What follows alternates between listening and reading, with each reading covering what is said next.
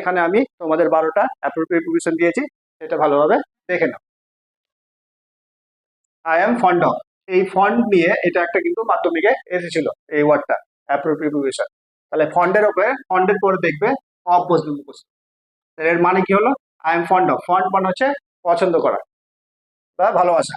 তাহলে I am fond of playing video games, আমি video games খেলতে পছন্দ করি। ঠিক আছে, এখানে আরেকটা জিনিস লক্ষ্য রাখবে, এটা আরেকটা গ্রামার সেকশন, যে যখন দেখবে কোনো প্রিপোজিশনের পরে ভার্বের সঙ্গে আই যুক্ত আছে, কোনো প্রিপোজিশনের পরে যদি ভার্বের সঙ্গে আই যুক্ত থাকে, সেটাকে কিন্তু বলা হয় জেরান্ড। ঠিক আছে, এটা কিন্তু লক্ষ্য রাখবে, এটা অনেক কম্পিটিশন পরীক্ষায় এটা আসে, এটা লক্ষ্য রাখবে। ঠিক আছে, যখনই দেখবে কোনো প্রিপোজিশনের পরে ভার্বের সঙ্গে আই যুক্ত আছে, তাহলে সেটাকে কি বলা হবে? জেরান্ড। মানে জেরান্ড এর কয়েকটা ভাগ আছে, তার মধ্যে এটা একটা। তারপরে দেখো না, we went there, we went there. এবার এটা কিন্তু মানে অনেকবার দেওয়া হয় পরীক্ষায়, মানে এটা কিন্তু কমন, এটা একটু লক্ষ্য রাখবে, বেশিরভাগ পরীক্ষায় এটা দেওয়া হয়। তাহলে এটা কি করবে? যখনই দেখবে ভার্ব ওয়ান আছে, ভার্বের প্রেজেন্ট ফর্ম আছে, তো ওটা কোনো কিছু না দেখে তোমরা সেখানে টু বসাবে। ভার্বের প্রেজেন্ট ফর্ম থাকলে তার আগে টু বসিয়ে দিবে। ঠিক আছে, এটা মুখস্থ থাকবে ভালোভাবে। তারপরে প্রাউডের পরে কি হবে? অফ। তাহলে I am proud of you, আমি তোমার উপর গর্বিত। ঠিক আছে, তারপরে দেখে নাও, he is not afraid, afraid মানে হচ্ছে ভয় পাওয়া।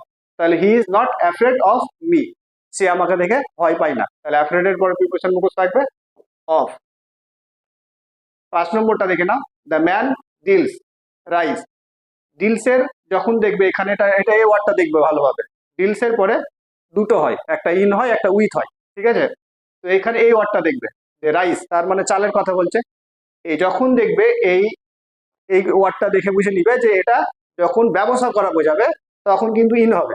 এবার ইন ব্যবসা করে যদি না বোঝায় তাহলে কিন্তু উইথ হবে, মানে কোনো কিছু যদি আলোচনা করা বোঝায় তাহলে ডিলের পরে উইথ হয়, কিন্তু এমনি এমনি সাধারণত যখন বোঝানো হবে ব্যবসা করা তখন ডিলের পরে ইন হবে। এই ওয়ার্ডটা লক্ষ্য রাখতে হবে। তাহলে মানুষটা চালের ব্যবসা করে।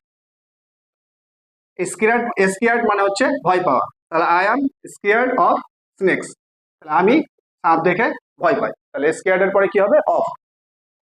যদি কেউ কোনো রোগে মারা যায়, তাহলে ডাইড এর পরে কি হবে? অফ। কোনো রোগে মারা গেলেই ডাইড এর পরে অফ বসা। তাহলে হি ডাইড অফ ক্যান্সার, তাহলে সে ক্যান্সারে মারা গেছিল। The boy is addicted, addicted মানে হচ্ছে কোনো কিছুতে আসক্ত হওয়া। তাহলে অ্যাডিক্টেড এর পরে প্রিপোজিশন মুখস্থ বসে টু। তাহলে the boy is addicted to smoking, তাহলে ছেলেটি ধূমপানে আসক্ত। তাহলে এটাও কি হচ্ছে? ব্যবহার, ভার্বের সঙ্গে যুক্ত আছে টু এর পরে। তাহলে টু এর পরে ভার্বের সঙ্গে যুক্ত হলে ওটা কি বলা হবে? জেরান্ড বলা হবে। ঠিক আছে, আই প্রিফার, প্রিফার মানে হচ্ছে বেশি পছন্দ করা, অধিকতর পছন্দ করা। তাহলে এখানে কি হবে? আমি চায়ের চেয়ে বেশি কি পছন্দ করি? দুধ পছন্দ করি। তাহলে এখানে হবে টু। তাহলে আই প্রিফার মিল্ক, আমি দুধ বেশি পছন্দ করি চায়ের চেয়ে। মাই সিস্টার ইজ, সিনিয়র আর জুনিয়র, এই সিনিয়র আর জুনিয়র যখনই থাকবে তখনই এই দুটোতেই টু হবে। সিনিয়র মানে বড়, তাহলে my sister is senior to me, আমার বোন আমার চেয়ে বড়।